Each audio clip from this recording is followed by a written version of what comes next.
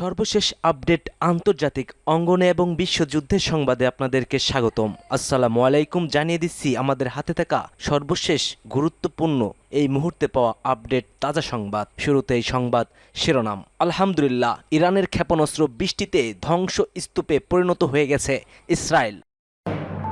আরও জানিয়ে দিচ্ছি, ইসরায়েলের তেল শোধনাগারে ইরানি মিসাইলের আঘাতে নিহত ৩ জন। জানিয়ে দেব, নতুন করে আত্মঘাতী ড্রোন উন্মোচন করল ইরান। এবার হয়তো এই ড্রোনের আঘাতেই তছনছ হয়ে যাবে ইসরায়েল। অন্যদিকে থাকছে সংঘাত ক্রমশই বৃদ্ধি পাচ্ছে বলে জানিয়েছে চীনা দূতাবাস এবং ইরানের পাশেই থাকার প্রতিশ্রুতিবদ্ধ করেছে চীনের প্রধানমন্ত্রী।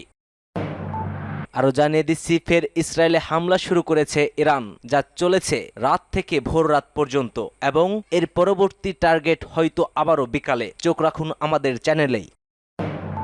সর্বশেষ জানিয়ে দেব, যুদ্ধবিরতি না আরো বড় কিছু। কি ভাবছেন মনে মনে ট্রাম্প? একটি নতুন যুদ্ধের সূচনা। এতক্ষণ শুনছিলেন সংবাদ শিরোনামগুলো।